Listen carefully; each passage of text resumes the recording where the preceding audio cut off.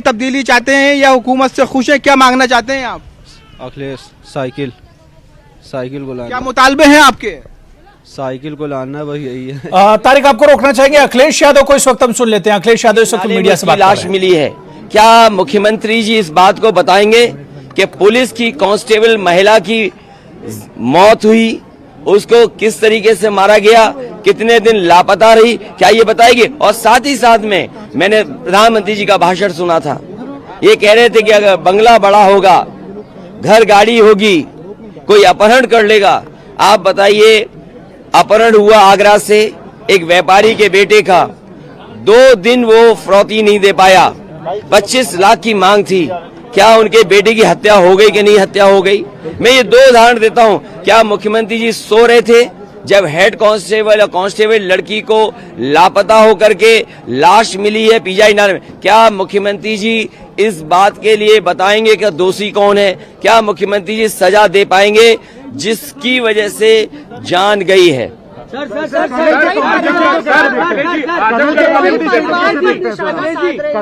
देखिए, मुख्यमंत्री जी तो निशाना साधेंगे ही। सबका साथ और सैफई परिवार का विकास, इस तरह का नारा। सी अगर कोई आंख बंद कर ले, उसके लिए मैं क्या कर सकता हूँ? मुख्यमंत्री जी 5 साल रहे बाबा मुख्यमंत्री, आपने अपने मेडिकल कॉलेज को वो सुविधाएं क्यों नहीं दी? डॉक्टर और स्टाफ को जो सुविधाएं पीजीआई की हैं, जिम्मेदार कौन है? अगर आप अपने गोरखपुर को एक्सप्रेसवे नहीं जोड़ पाए, जिम्मेदार कौन है? और जो विकास हुआ है सफाई का, वो एक दिन का नहीं है, कितना लंबा समय हुआ। क्योंकि हमारे बाबा मुख्यमंत्री को कोई काम अच्छा करना नहीं है, अच्छा काम देखना नहीं है। और ताज्जुब तब होता है कि इनका बड़ा नेता हो, छोटा नेता हो या कोई नेता हो, सब झूठ बोल रहे हैं। अरे अखिलेश जी, जो गुजरात वाला मामला है, जिसमें दोषियों को गुजरात वाला मामला है जिसमें दोषियों को सजा दी गई है, आजमगढ़ के रहने वाले हैं वो लोग। भाजपा कह रही है वो दोषी जो है समाजवादी पार्टी के नेता हैं, जो गुजरात वाले मामले में दोषी करार देखिए, समाजवादी पार्टी के नेता बता रहे हैं। कोई आतंकवादी हो, उसके ऊपर कड़ी से कड़ी कार्रवाई हो। और अगर आज और चुनाव से पहले भारतीय जनता पार्टी का आरोप लगाना, भारतीय जनता पार्टी स्ट्रेटेजी से चलती है। आपके साथ भी फोटो आई, स्ट्रेटेजी से चलती है। उन्हें पता है। मुझे ये बताइए, समाजवादी पार्टी जो आरोप लगाने वाले हैं वो झूठे हैं कि नहीं हैं? इटावा में आए थे बाबा मुख्यमंत्री, क्या उन्होंने झूठी तस्वीर लगाई कि नहीं लगाई? उत्तर प्रदेश में तमाम जगह पर जब विकास दिखाना था तो चीन की फोटो चोरी करके कौन लाया? जिस समय उन्हें कारखाना दिखाना था उस समय आपने अमेरिका का कारखाना दिखाया। भारतीय जनता पार्टी से झूठी कोई पार्टी नहीं है।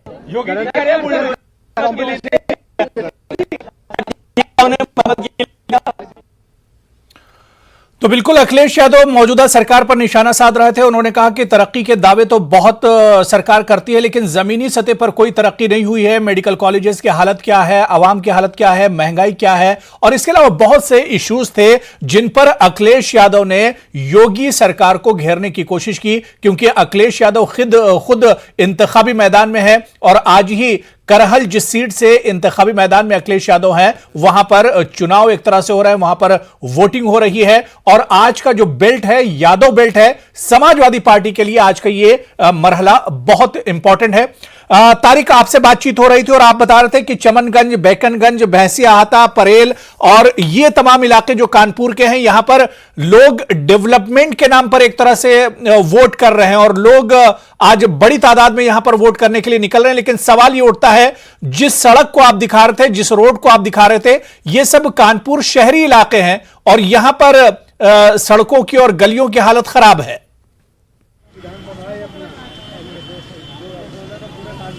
देखिए, बुनियादी बात यही है, 2 तरह के रुझानात सामने आ रहे हैं। एक तो वो मौक़िफ़ है जो सियासी रहनुमा बयान कर रहे हैं, एक मौक़िफ़ वो है जो आज वो लोग बयान कर रहे हैं जो वोट डालने घरों से निकले हैं। तो देखिए, ये बात बहुत अहम है कि वो लोग जो अपने जमहूरी और दस्तूरी हक का इस्तेमाल कर रहे हैं, वो क्या सोचते हैं, उनको क्या चाहिए, उनके पास कौन से मौज़ूआत हैं, वो किन बुनियादों पर वोट करने आए हैं, क्या चीज़ मांगते हैं, किस चीज़ की परेशानी है आपको?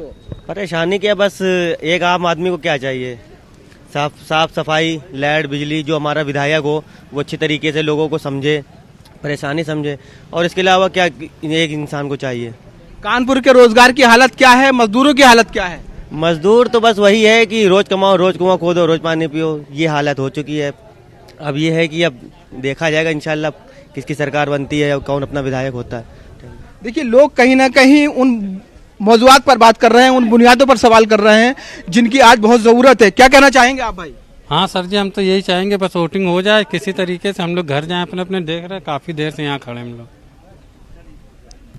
कानपुर में रोजगार की क्या हालत है? क्या वो सब चीजें मिल? पोजीशन है भाई, इतनी खराब पोजीशन है कि गरीब आदमी एकदम पिसा जा रहा है इस सरकार में भाई।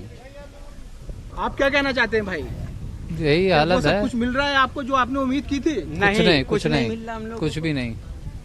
सबसे ज्यादा तो बेरोजगारी है, बेरोजगारी पे सरकार कोई काम करे।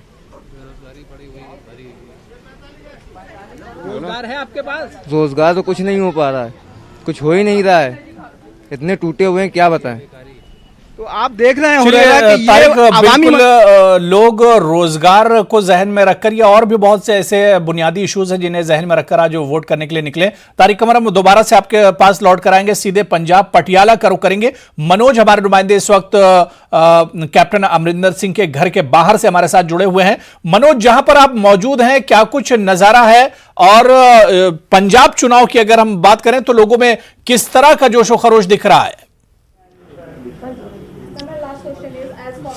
बिल्कुल, देखिए काफ़ी जो है उत्साह कह सकते हैं कि काफ़ी देखने को मिल रहा है। और अभी हम अमरिंदर सिंह के घर के बिल्कुल बाहर खड़े हैं और कुछ ही पलों में कैप्टन अमरिंदर सिंह यहां पर पहुंचेंगे और हम उनसे बातचीत करने की कोशिश करेंगे, क्योंकि इस बार काफ़ी इंटरेस्टिंग जो फाइट है वो ज़रूर देखने को मिल रही है। क्योंकि इस बार जो मुकाबला है वो काफ़ी कह सकते हैं कि त्रिकोणा है, क्योंकि कांग्रेस में अब कैप्टन अमरिंदर सिंह नहीं है, अब उन्होंने अपनी पार्टी बीजेपी के साथ अलायंस की है, जिसको लेकर और भी समीकरण जो है वो चेंज हुए हैं। किस तरह से समीकरण चेंज हुए, क्या क्या चीजें जो है वो रहने वाली हैं, उसको सारा चीजों को, क्योंकि इस बार अगर हम बात करें, क्योंकि पटियाला जो है वो कैप्टन अमरिंदर सिंह का गढ़ रहा है, लेकिन अब समीकरण बिल्कुल चेंज है। किस तरह की चीजें रहने वाली हैं, क्या क्या चीजें होंगी, इस पर अब देखना होगा लोग किसको चुनने, क्योंकि आज वोटिंग डे है और वोटिंग डे पर लोगों में किस तरह से इंटरेस्ट है, किस तरह से समीकरण चेंज हो रहे हैं, ये सारी चीजें जो है, क्योंकि पटियाला कह सकते हैं कि हॉट सीट है। पटियाला हॉट सीट इसीलिए मानी जाती है क्योंकि कैप्टन अमरिंदर सिंह का गढ़ यहां पे है। कुछ ही पल में कैप्टन अमरिंदर सिंह और उनकी बेटी और उनकी पत्नी वोट जो है वो कास्ट करने जाएंगे और हम कोशिश करेंगे उनसे बातचीत करने की कि किस तरह का जो चीज़ें हैं, किस तरह की और क्या क्या वो मानते हैं कि क्या क्या चीज़ें होनी चाहिए, उसको लेकर लगातार कोशिश जो है वो हमारी रहेगी कि जो पंजाब में समीकरण क्या है। क्योंकि कैप्टन अमरिंदर जी ने जो बीजेपी के साथ अलायंस करके पार्टी किया, क्या क्या मुद्दे रहे हैं पंजाब में, कई इश्यूज जो है पंजाब में रहे और उसको लेकर क्या क्या चीज़ें हैं, वो सारी चीज़ें जो है वो देखनी होंगी। जी बिल्कुल मनोज, इस बार बात अगर जो पंजाब के चुनाव की करते हैं तो बहुत कुछ 2017 के मुकाबले में बदला हुआ है। आम आदमी पार्टी 2017 में जरूर जीत कर आई थी कुछ सीटें, लेकिन इस बार उसने मेहनत 2017 के मुकाबले में ज्यादा की है। कांग्रेस के साथ खुद कैप्टन अमरिंदर सिंह जैसा चेहरा इस बार नहीं है। बीजेपी भी इस बार मेहनत से चुनाव लड़ रही, लेकिन इस बीच अगर देखा जाए तो किसान जो आंदोलन था, क्या वो भी एक बड़ा फैक्टर होगा पंजाब के चुनाव में? देखिए, बिल्कुल किसान आंदोलन जो रहा है, करीब 1 साल किसान सड़कों पर रहे, इसमें भी एक बहुत बड़ा मैटर जो है वो रहेगा। क्योंकि सबसे इसमें अहम हो जाता है कि जो समीकरण है, जैसे मैंने आपको पहले भी बताया कि कई चीज़ें जो हैं, कई मुद्दे जो हैं वो रहे हैं, उसको लेकर कई चीज़ों में बदलाव हुआ है। कैप्टन अमरिंदर सिंह ने जिस तरह से पार्टी छोड़ी, उसके बाद बीजेपी के साथ अलायंस किया, किसान मुद्दा एक रहा। उसके साथ मैम एक लाइव पर हैं से जानना चाहेंगे कि किस तरह से देखते हैं, आज वोट कास्ट है, आम लोग वोट डाल रहे हैं, लोग वोट, बड़ी लंबी लाइन है सुबह से और अच्छा चल रहा है। बिल्कुल। किस तरह से देखते हैं मैम, काफ़ी समीकरण चेंज हुए हैं, और कैप्टन अमरिंदर सिंह की बेटी हैं और आप लोगों के बीच में गई हैं, क्योंकि अब समीकरण बिल्कुल चेंज हैं, वो भी आप मानते हैं, किस तरह से देखते हैं? देखो, पार्टी अपनी बनी है और हमारा अलायंस बीजेपी के साथ है।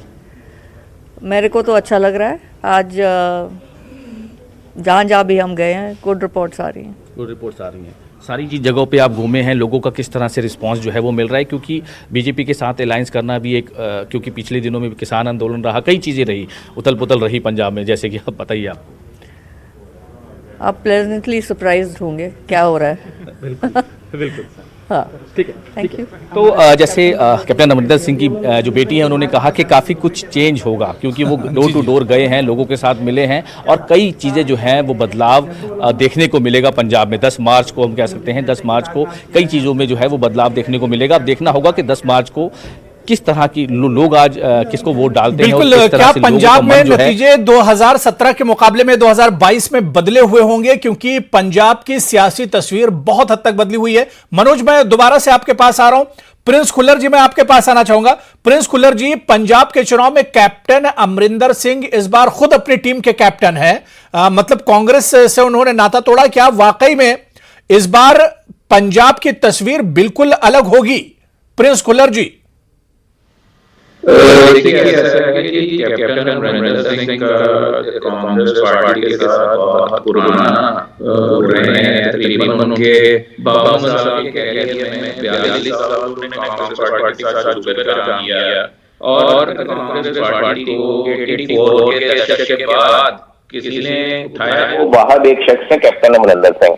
2002 की बात हो, 2007, 12 और 17 में सिर्फ कैप्टन के नाम पे ही कांग्रेस की वापसी हुई। आप देखिए, जब पूरे देश में मोदी लहर थी तो कैप्टन साहब ने उसको रोका और कांग्रेस की थंपिंग मेजोरिटी से सरकार बनाई। और जो कांग्रेस की नई लीडरशिप ने, जो इमेच्योर लीडरशिप है, राहुल गांधी, प्रियंका जी ने जो काम किया, उससे आप देखिए आज कांग्रेस पंजाब में डिवाइडेड हाउस में बढ़ चुकी है।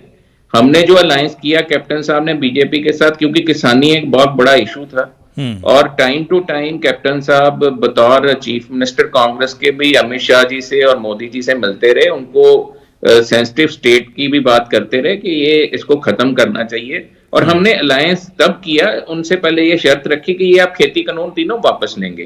तो उसके बाद हमने इनके साथ जाने का फैसला किया अपनी अलग पार्टी बना के। सो 2017 से बिल्कुल डिफरेंट ये नतीजे होंगे। आप देखेंगे कि लोगों में बहुत भारी उत्साह है और जो काम कैप्टन अमरिंदर सिंह जी ने किए हैं वो 4 साल 9 महीने के काम ही हुए। उसके बाद 111 दिन वो तो भ्रष्ट सरकार चली, वो सभी लोगों ने देखा। सिर्फ ऐलान हुए, होर्डिंग्स लगी, पॉपुलैरिटी के लिए लोगों के टैक्सेस का पैसा खर्च किया गया और जमीनी स्तर पर एक भी काम नहीं हुआ। तो लोग ये भली भांति जानते हैं। और साथ साथ पंजाब एक बॉर्डर स्टेट होने के कारण एक सेंसिटिव इशू भी है और लोग ये समझते हैं कि जी अगर हम विजनरी लीडर और स्टेबल सरकार चुनेंगे तभी हम अमन शांति और भाईचारक साझ यहाँ पे बना के रख सकेंगे। सो जितने भी हमारे कैंडिडेट अलायंस में, हमारे पीएलसी के, बीजेपी के, संयुक्त अकाली दल के खड़े हैं, हमें बहुत अच्छा रिस्पांस मिल रहा है लोगों का। और मैं ये समझता हूं कि 2022 के जो नतीजे हैं वो बिल्कुल चौंकाने वाले होंगे और हम कैप्टन साहब की सियासत के लिए बहुत माने रखते हैं ये चुनाव। अगर कैप्टन साहब की सियासत यहां से एक नए रुख पर है, एक नए मोड़ पर है, चुनाव अगर वो हारते हैं तब क्या होगा और चुनाव जीतते हैं तब क्या होगा? बहुत इंपॉर्टेंट होंगे ये चुनाव।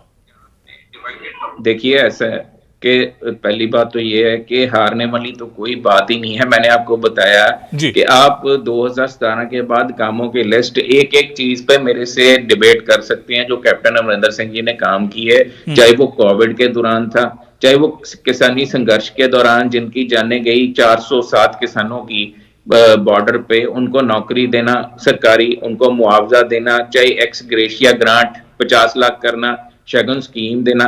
और लोगों में ये बात है, लोग ये समझते हैं कि जी ये जो चेंज किया गया कांग्रेस पार्टी की तरफ से कैप्टन अमरिंदर सिंह को, उसका कोई रीजन नहीं था। सिर्फ राहुल गांधी, प्रियंका गांधी एक कठपुतली सीएम चाहते थे जो उनके इशारों पे नाच सके और उनकी जो फंडिंग कर सके भ्रष्टाचारी से। देखिए, कैप्टन साहब ने कभी भी अपने फैसले खुद लिए हैं स्टेट के, उन्होंने कभी इंटरफेयर नहीं करने दिया किसी को। यहाँ पे देखो आप, बाड़मेर से उठ के एक मंत्री जिसपे सीबीआई का केस है वहां से निकाला गया, यहाँ पे इंचार्ज बना दिया गया और वही सीएमओ को चलाता रहा, सीएम ऑफिस को आज भी चला रहा है। टिकटें इन्होंने बेची, लोगों की जो सीनियर लीडर्स थे उनकी बेइज्जती की। आप देखो, हंसपाल जी इनको छोड़ गए, केवल ढिल्लो को एक्सपेल कर दिया गया और एमएलओ को एक्सपेल कर दिया गया पार्टी से, अश्विनी कुमार जी इनको छोड़ गए जो लॉ मिनिस्टर थे।